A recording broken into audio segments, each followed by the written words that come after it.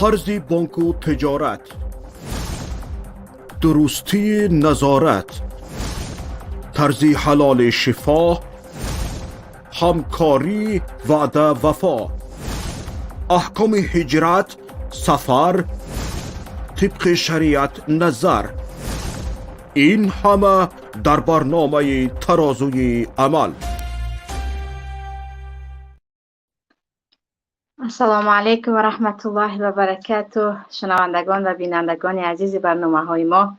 باز با هم در برنامه ترازوی عمل هستیم. از برنامه هایی که درباره تمام مسئله های مهم اجتماعی و اینچنین بعضا اقتصادی همراه شما عزیزان صحبت میکنند. امروز با موضوع نزد شما آمدم، موضوعی که خیلی ها گمان میکنند که ما یک احترام عادی داریم یا ما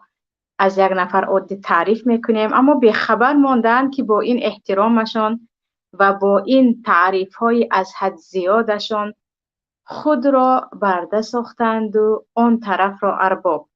و به خبر از این هستند که حتی به موش اگر زیاد تعریف کردی و به موش اگر زیاد احترام گذاشتی، او خود را فیلم میبیند و هر امری که دارد بالای تو صادر میکند. بیاید ببینیم که شریعت ما و این چنین از نگاه عادی انسانی اگر یک سو شریعت را گذاریم هم، وقتی از حد زیاد یک نفر را تعریف میکنی چه مصیبتی به بار می آید، هم بالای تو هم بالای آن نفری که تعریف زیادش میکنی، احترام زیادش میکنی و متاسفانه همراه این خوشامدگویی هم میکنی. پیش از همه اگر نگاه کنیم و گفتم خیلی عادی هست، ولی احترام از حد زیاد، احترام که در جای خودش هست، احترام بزرگان، احترام پدر و مادر، احترام اهل علم، احترام هر نفری که لایق احترام است، این از ایمان است که یک نفر لایق احترام را احترام کنه. اما مشکل در آن است که احترام وقتی از حد و حدودش گذشت، این به مصیبت تبدیل می شود. چگونه که هر چیزی فایده دار اگر از حدش گذشت وی به ضرر تبدیل می شود، و خواه از خوراکه باشد، خواه از لباس باشد، خواه از گفتار باشد، خواه از اخلاق باشد، حتی عبادت هم اگر از حد گذشت و دیگر به تفرید و به غلو می رود و کنندش و جای این که ثواب گیرد دیگر گناهگار می شود. از این هم پیامبر صلی الله علیه و سلم نفرانی که می گفتند تمام عمر روزه می دارم هرگز اجازه نمی دادم، و نفرانی که می گفتند من تمام شب نماز می خوانم و هرگز خواب می کنم پیامبر اجازه نمی دادن. اینجا احترام از حد زیاد سبب مصیبت می شود. اگر به تاریخ نگاه کنیم و قرآن کریم که دستور اساسی مسلمان ها هست نگاه کنیم، می بینیم که اولین شرک در روی زمین محض به خاطر یا به سبب زیاد احترام کردن و تا اندازه بعض نفران نکوکار را احترام کردند که پس از مرگ آنها توانستند آنها را حتی بگویند که اینها خدا بودند یا آنها را بپرستند. برای همین وقتی درباره قوم نوح صحبت می رود، اولین بار پیدایش شرک در روی زمین محض به خاطر احترام از حد زیاد بود، به خاطر از حد بعض نفران را دوست داشتن و به آنها دل بستن بود. وقتی انسان‌های صالح در قوم نوح مثل ود و سواع و یغوث و نصر، این نفرها خیلی انسان‌های خوب بودن، فایدهشون به همه میرسید، پارسا بودن، صالح بودن، اما وقتی از دنیا رفتن مردم نتوانستند فراق اینها را تحمل کنند و گفتن به آنها چگونه ما دیگر میتوانیم بنشینیم، چگونه مجلس هایمان را گذرانیم، تا که شیطان برایشان وسوسه کرد که میتوانید هیکل آنها را در بینتان گذارید تا که نبودن آنها را حس نکنید و فراق شما آسان‌تر شود. رفته رفته هیکل همین نفران صالح که مردم دوری آنها را تحمل نکرده هیکل آنها را ساخته ماندن، به بت‌های اولین روی زمین تبدیل شد. و اکنون خود مردم امروزه هم بیخبر هستند، ولیکن چقدر خواه از علما باشد، خواه از اعضای عائله باشد، خواه از منصبداران باشد، برای خود بت‌های ساختند و بیخبرند. بیخبر هستند که این کاری که میکنن این احترام نیست، این محض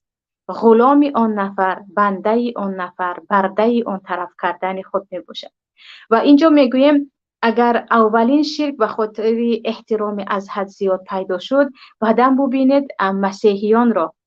در مسیحیان هم انا همین از حد دوست داشتن مسیح، از حد احترام کردن مسیح سبب شده بود که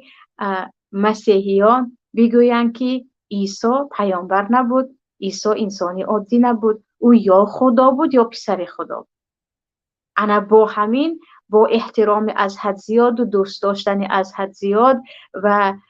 یک نفر را تا حد احترام کردن که دیگر او را انسانی عادی نمی شماری، سبب شد که مسیحیان گفتن نه این خدا هست. و ببینید که گشته و برگشته در ما احادیث پیامبر است که میگویند لا تطرونی کما اطرت النصارى عیسی ابن مریم. ای مسلمان ها، شما همان گونه که نصرانی ها از حد زیاد احترام کردند و از حد زیاد مدح و ستایش کردند عیسی را، مرا این گونه شما نکنید، بلکه بگوید انما انا رسول، من پیامبر الله هم، من خدا نیستم. در دوامش میگویند فقولوا عبده و رسول، بگویند محمد بنده الله هست و پیامبر الله هست. و از اینکه امتی پیش از ما بوده، یعنی مسیحیان، به خاطر از حد احترام کردن پیامبرشان به کفر واقع شدند و دیگر در آنها یکتاپرستی دیده نمی شود و عیسی را گروه به درجه خدایی برآوردند، گروه گفتند پسر خداست. پیامبر میگویند مسلمان ها شما این کار را نکنید، مبادا روز تا حد مرا مدح و ستایش کنید، تا حد در محبت من غرق شوید که بگویید نه نه از دست محمد هم اگر مرده باشد هم یعنی کاری برای ما می آید و نام بجای الله نام پیامبر را گرفته دعا میکرده انسان ها هم کم نیستند. اکنون نگاه میکنیم به همین مسئله در جامعه امروزه ما عزیزان. ببینید که انسان هایی هستند که رئیس کارشان را، مدیر مکتبشان را، مدیر دانشگاهشان را، رئیس جمهورشان را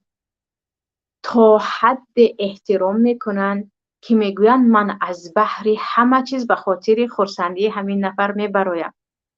حتی زنهایی هستند که به خاطر فقط یک معاش ناچیز برای رضایت مدیر از کل احترام و عزت خود میتوانند دست بکشند که همین جای کار خود را از دست ندهند. و ببینید آن تعظیم کردن ها را و ببینید آن گلپوشی ها را و ببینید آن تملق و آن خوشامدگویی ها را که مردم به یک نفری که اون فقط سبب است که به تو معاش جدا می شود، به تو پروردگار رزقش را می رساند، این گونه آن نفر را خوشامد کنی که اگر پس از مردن تاریخت را به دیگران بگویند شاید گفته شود که حیات این فقط در بردگی فلان رئیسش یا مدیرش یا صاحب کارش بود. ببینید که سبب از چی باشد که تا این اندازه بعضی‌ها دوست هم می‌دارن اما اکثریت از ترس اینکه جای کار را ندهند، از ترس اینکه از منصب خالی نشوند تا حد در بردگی و غلامی هستند که نامش را مدح و ستایش و تعریف هرچی میگویم اما این و جز بردگی چیزی دیگر نیست. ولی انسان مسلمان باید بداند که پروردگار رزاق است، رزق به دست پروردگار است. اگر امروز از این کار رانده شدی، فردا رزق تو از جای کار دیگر می آید، به سبب نفر دیگر می آید. باید آنی که صاحب رزق است، آنی که رزاق حقیقی است، آنی که او دهنده رزق است، این همه تعظیم و این همه خوشامدگویی، این همه تعریف و تمجید باید از آن او باشد. اگر بعضا خود از خود بنده میگویم اگر اکثریت مردم ما اون همه تعریف و اون همه خود را بیچاره کردن و اون همه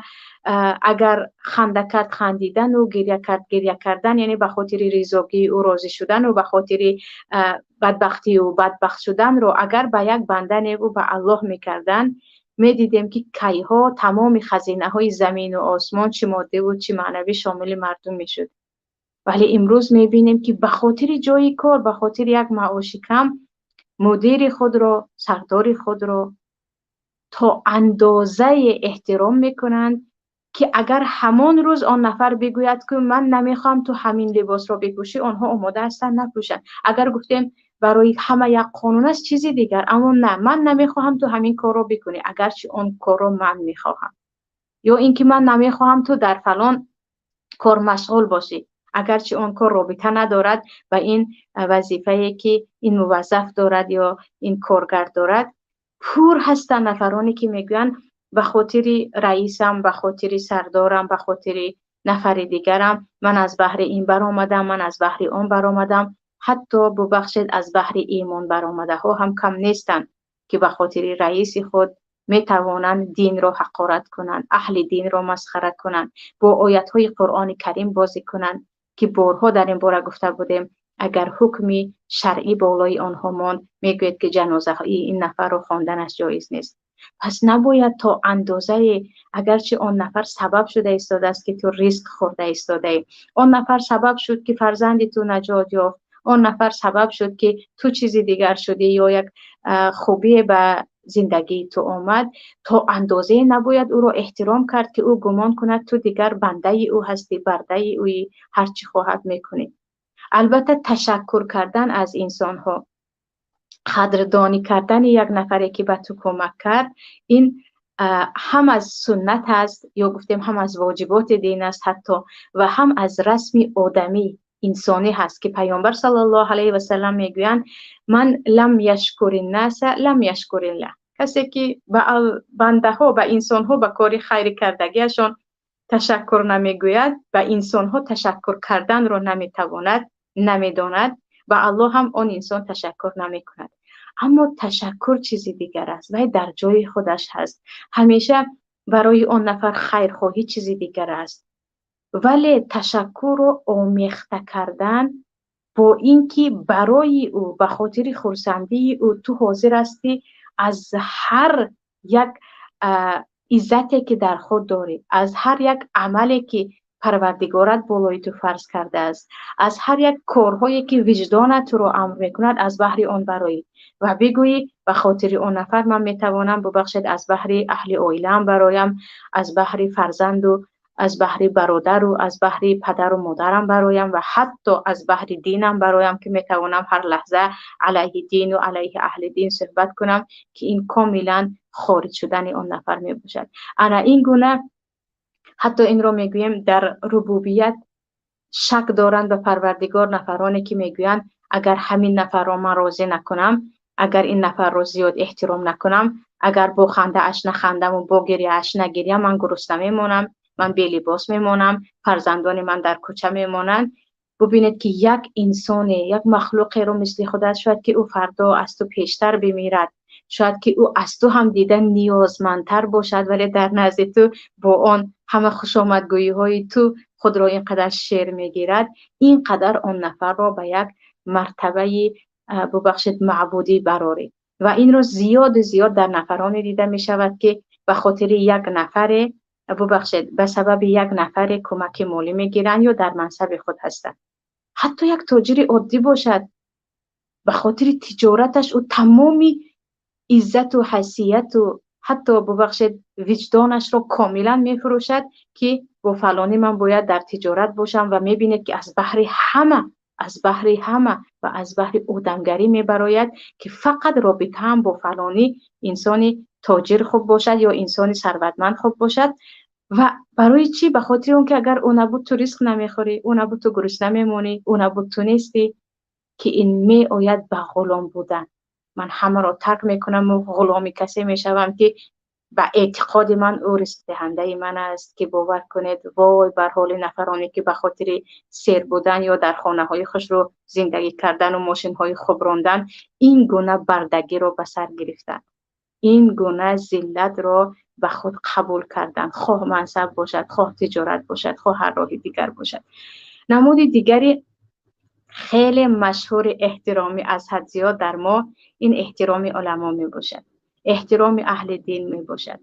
و الله یگانه و خداوندی خداوند قسم که اگر امام اعظم در زندگی در حال حاضر در تاجیکستان می بودن می گفتن وای بر شما که چرا اینقدر از حد گذرانیدید؟ چرا اینقدر حتی در دعایتان امام اعظم مدد کنند میگوید؟ چرا اینقدر در مساجدتان میگوید فقط طبق مذهب ابو حنیفه نماز خوانده شود، در حالی که مردم، کل مردم دنیا در انتخاب کدام حدیث را که حدیث ها در بعض موضوع ها چند نمود آمدند و چند نمود نماز خواندن جایز است، تمام مردم آزادند که با کدام نمودش بخوانند، پیروی کدام مذهب خواهند باشند، مادامی که آن مذهب خلاف قرآن و سنت نیست. ببینید، اول شده اگر به تاجیکستان نگاه کنیم، از حد احترام کردن و حتی به درجه پیامبری از خوانم بلند برآوردن امام اعظم را دیده می شود. در دعای بسیاری ها شنیده نمی شود که محمد مصطفی مدد کنند که این هم شرک اکبر است، اما امام اعظم مدد کنند رو از هر 3 نفر یکمش اگر انسان های علل خصوص سین سالشان بالا باشه شنیده می توانید. این بر علا غلو است، از حد گذرانیدن است در احترام یک عالم. البته که تاریخ شاید مثل امام ابو حنیفه رحمت الله علیه یک فقیه نداشته باشد و حتی امام شافعی میگویند که تمام مردم فرزند ابو حنیفه در فقه هستند، کسی مثل او در علم فقه، در علم مسائل اینقدر بحر نبود. اما این معنیش این نیست که تو درجه خدایی براری و تو اندازه سخنان ایشان را و فکرهای ایشان را که در بعض مسئله هایی که دلیل ندارد علما با فکر خود اجتهاد میکنند بالای مردم فرض کنی و هر یک نفر دویم را که تو مبادا دستت را این خیل کردی یا آن خیل کردی بری و پس زندان کنی.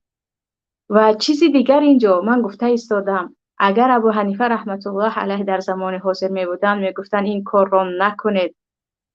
من یک عالمی عادی هستم، بعضا درست است فکرهای من، گفته های من، بعضا خطا هست و خودشون میگوین که با حدیث رو برو کنید. همه حدیث ها که به همه عالم ها در آن وقت آمده رسیده نبودن. ابو حنیفه رحمت الله علیه را یک سو گذاریم. ببینید علما را، هر مکانی که عالم ندارد مردمی آن مکان زود گمراه می شوند و چگونه که پیامبر صلی الله علیه و سلم میگویند وقتی علما نیستند مردم رؤوس جهال، انسان‌های جاهل را برای خود پیشوا قرار می‌دهند و با فتوای این گونه انسان‌های جاهلی که عموماً بی علم هستند گمراه می‌شوند. برای همین حتما باید در هر یک منطقه علمای ربانی باشند، علمایی که آنها به خود امانت پیروی پیامبر را گرفتند و گفتند ما وارثان پیامبریم، همون گونه‌ای که دین هست، به یگان مجامله، به یگان رونگری، به یگان طرف این رو و طرف آن رو گرفتن، چگونه‌ای که هست این گونه میکنیم. یعنی هر یک مکان، حتی هر یک عائله به یک نفری که از دین با خبر است و علم شریعت و حلال و حرام را میداند نیاز دارد. ولی امروز از حد غلو کردن و احترام کردن بعض علما در تاجیکستان و یا بعض طالب علم و یا بعض نفرانی که نه طالب علم هستند نه عالم هستند و خود را به مردم عالم اعلان کردن، احترام این گونه انسان ها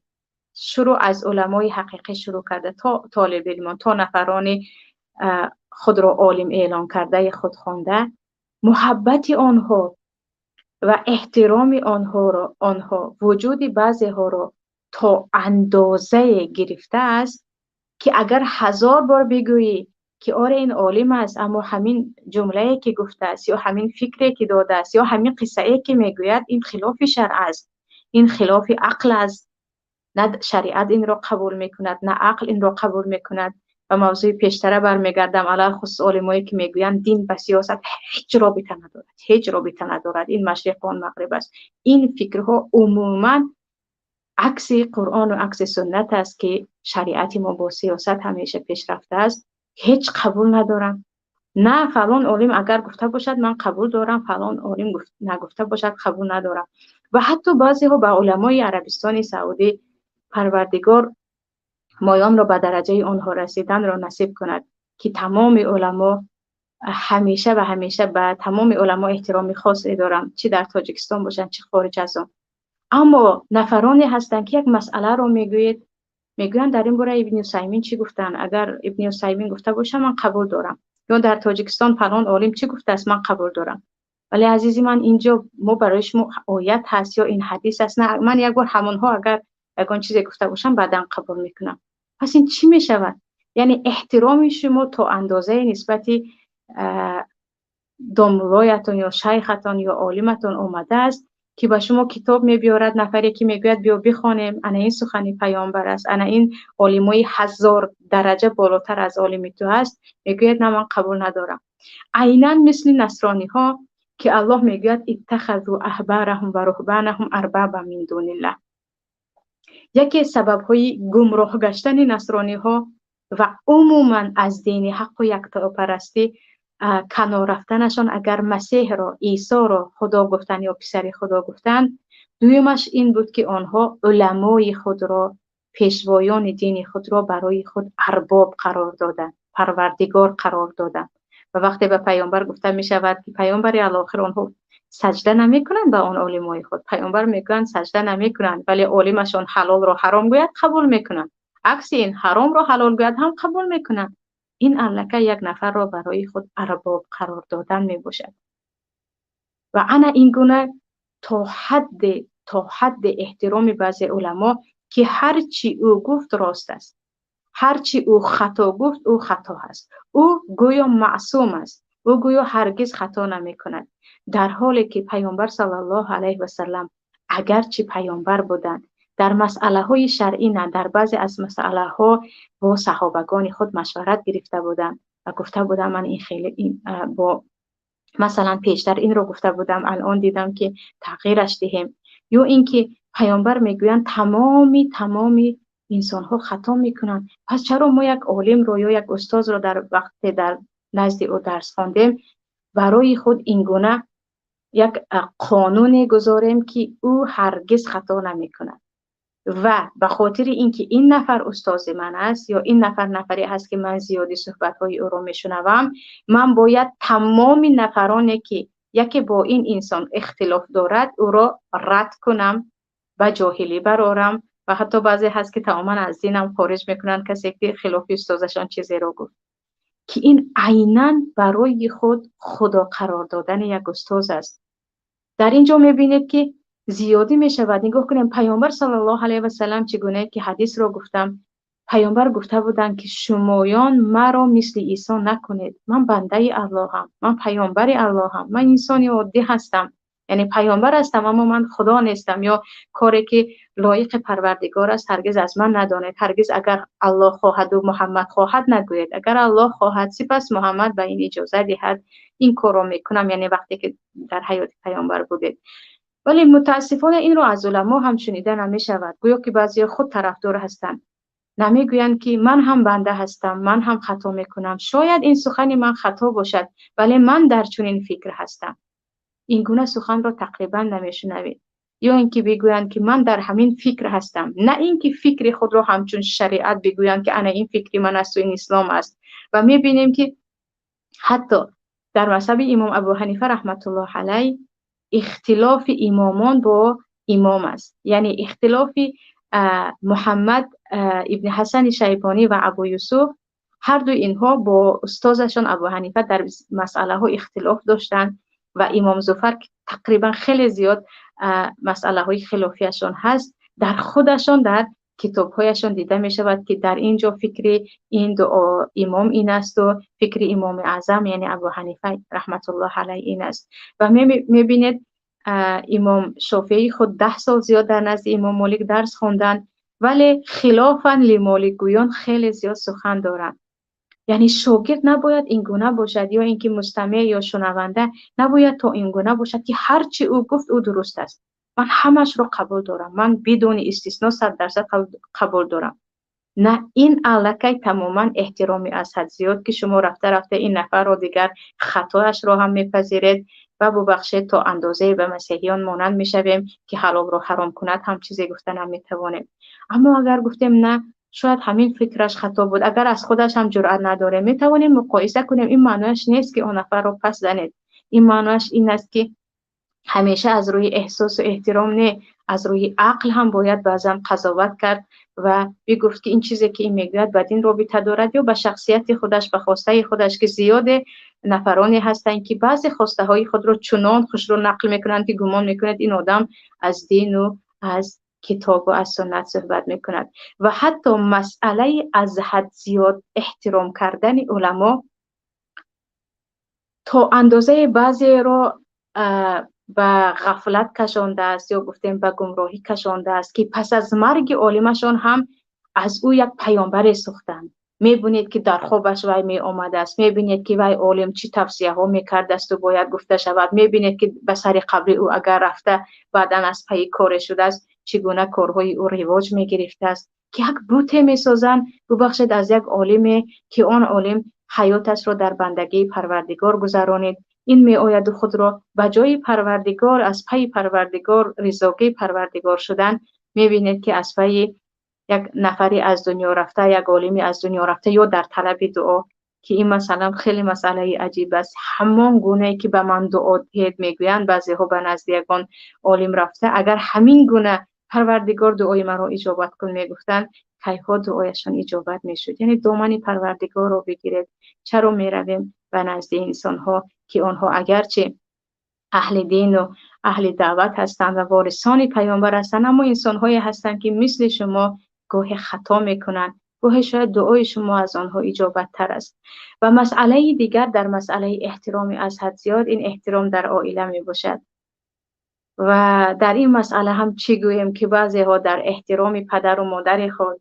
تا حد پدر و مادر خود را احترام میکنند که برای آنها دیگر شخصیت خودشان، فکر خودشان یکسو هستند. شخصیت زن و فرزندشان، خواسته های دیگرها تماما اهمیت ندارد.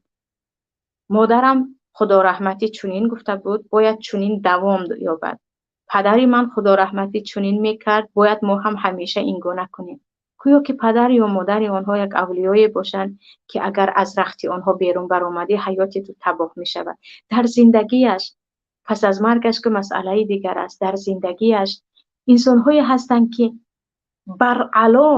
علا یک پدری که آن پدر اصلا اهل مشورت نیست، به خاطر احترام از حد زیاد به پدر 1000 بار اشتباه کنند هم باز از گفته او نمیبرویند، باز هرگز رفته از یک نفر دیگر مشورت نمیگیرند. حتی در مسائل دینی یعنی انسان میداند که پدر او در جای نخوانده است، در حیاتش در دست او کتابی از کتاب‌های معتبر شریعت نبود، ولی نه، پدری من این گونه میگوید دین همین گونه آمده است، دیگرش رو قبول نداریم، ما قبول نداریم. یا در مسئله حیات هم پدرم گفت با زنت این گونه کن، یعنی این گونه مناسبت کن، یا با فرزندانت یا فرزندی تو فلانیش با فلانی ازدواج کنند، علل خصوص پدر یا منصبدار باشد یا یگان نفرهای آبرودار شناخته باشد. انا در اینجا میبینید که گویا که هرچی او گفت باید همون شود،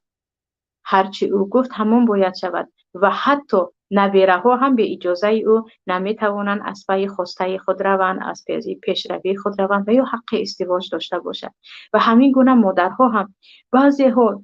علل خصوص در مردها هم دیده میشه و زنها که زیادشون در این مسئله به شوهر که در این باره میگویم زیاد احترام گذاران، بعضی ها از بحر همه چیز گذشتن. اما مردهایی که میگوین نه مادرم این رو دوست میداشت ما هم این گونه باید زندگی کنیم،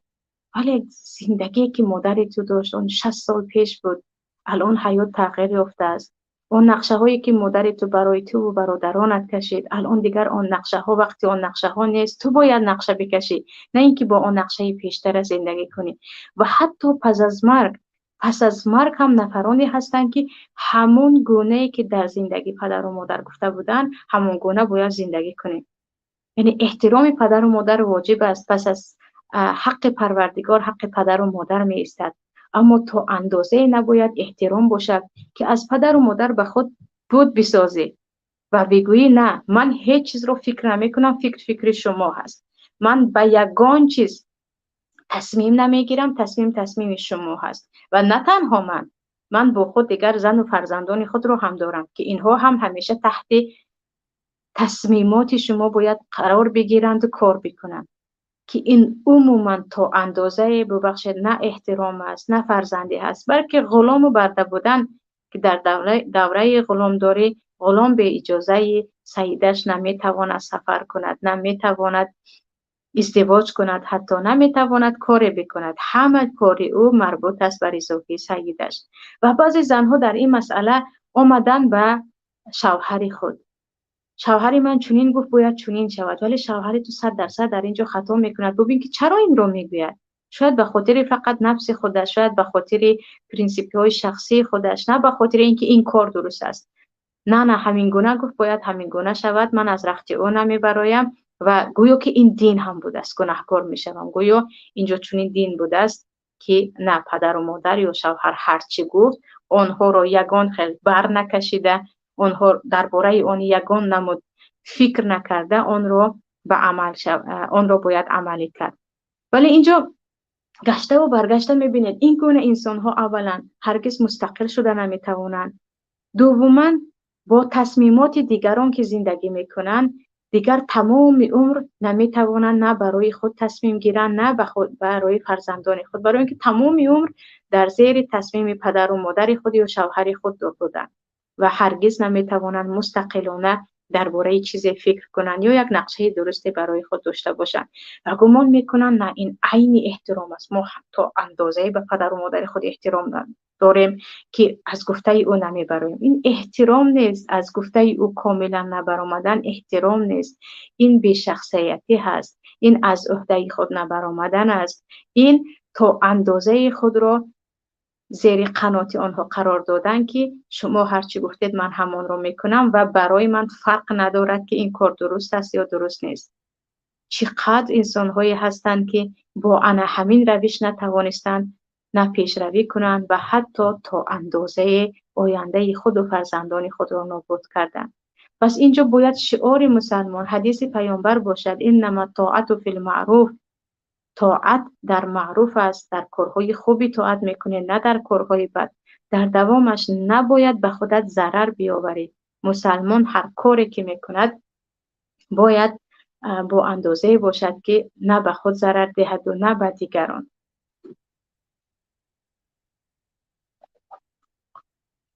و اینجا مسئله دیگر، اگر گفتیم احترام از حد زیاد در جای کار یا در منصب خود، احترام از حد زیاد در مسئله علما و یا یگان شاعر کسی دیگری،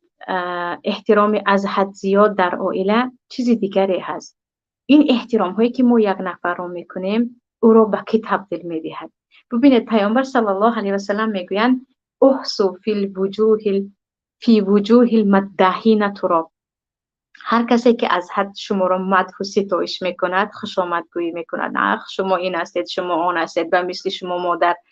نزاییده است و مثل شما تاریخ بشری ندیده است. برای او خاک بپوشید، یعنی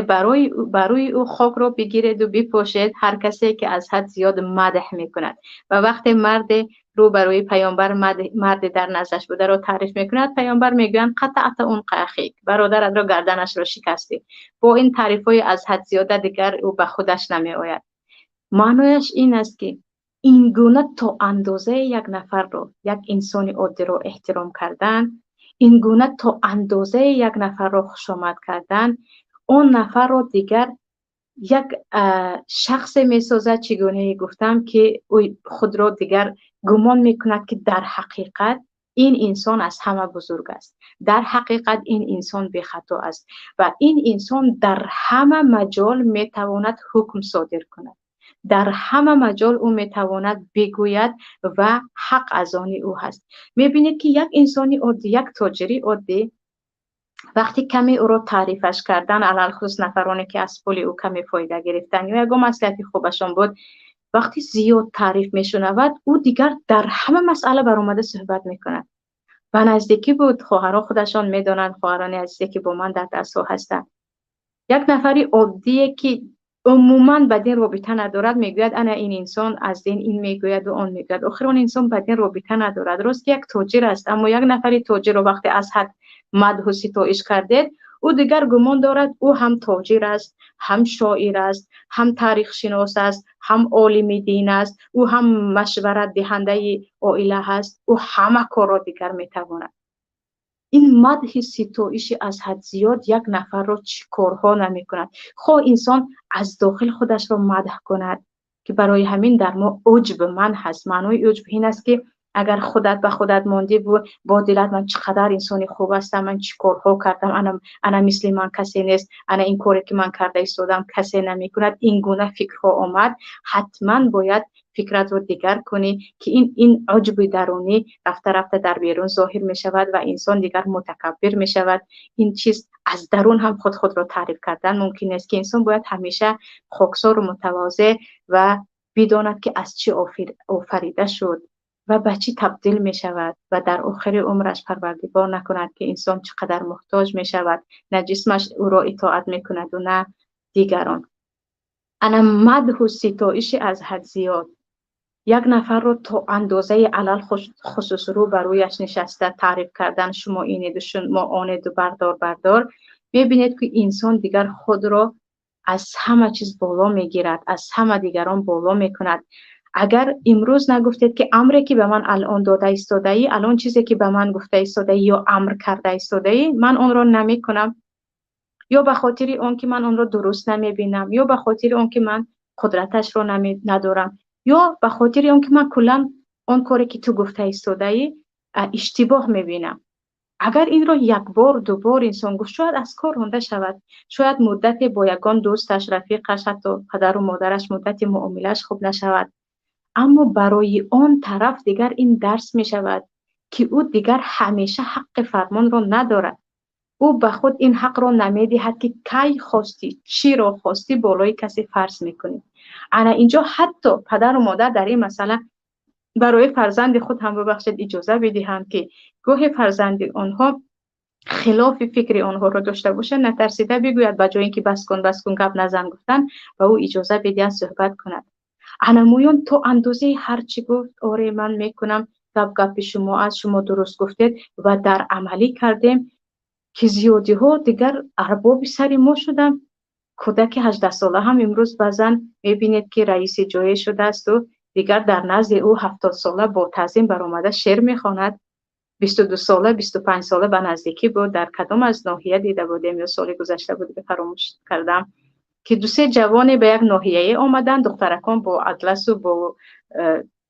نان و گلدسته آنها رو پیشواز میگیرن. آخر شما آن همسین سال هستید، آنها کی هستن؟ آنها کی هستن که به خود اجازه میدن و شما هم میگید آره هر چی گفتید اون رو میکنید؟ و برای چی مردم خود به این چیز اجازه میدهند که یک نفر به خاطر اینکه رئیس من است، به خاطر اینکه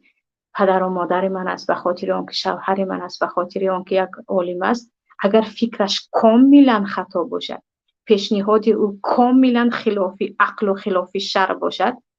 من به او گفتن نتوانم که من این رو کردن نمیتوانم، با عرض معذرت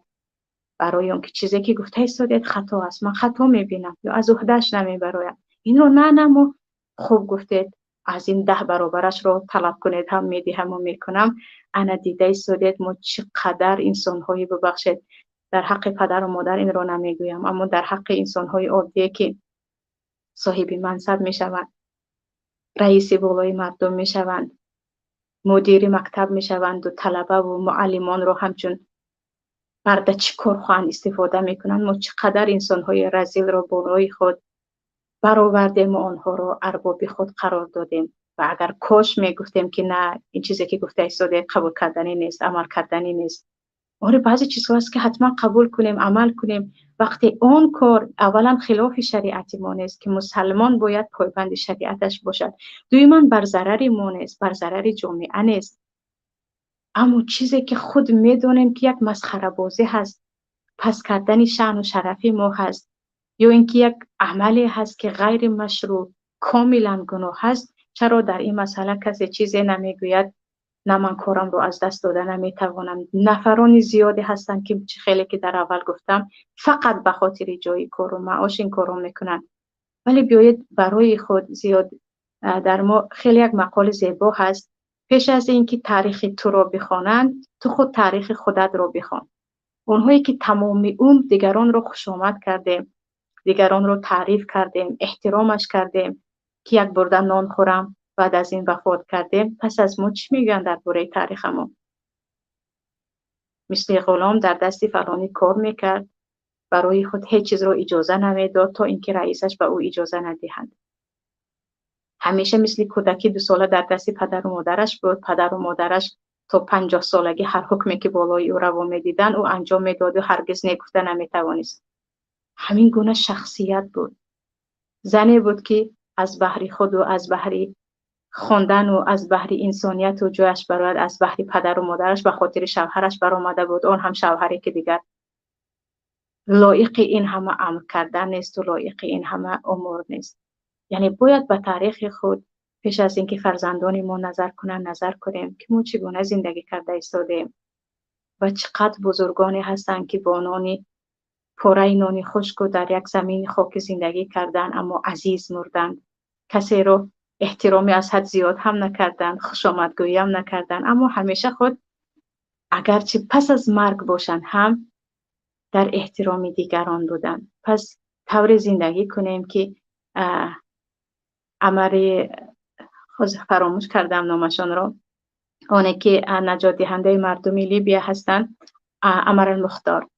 میگویند طور زندگی کن که همیشه سرت بالا باشد، برای اون که همیشه برای تو لحظات فرا نمیرسد که سرت را بالا کنی. یکی سرت را خم میکنی دیگر هرگز بالا کردن نمیتوانی. مسلمان باید عزیز باشد. مسلمان باشد اولا همیشه در احترام پروردگارش، در تعریف پروردگارش باشد که او هست حمید و مجید، او هست سزاوار تمام حمد و ثناها،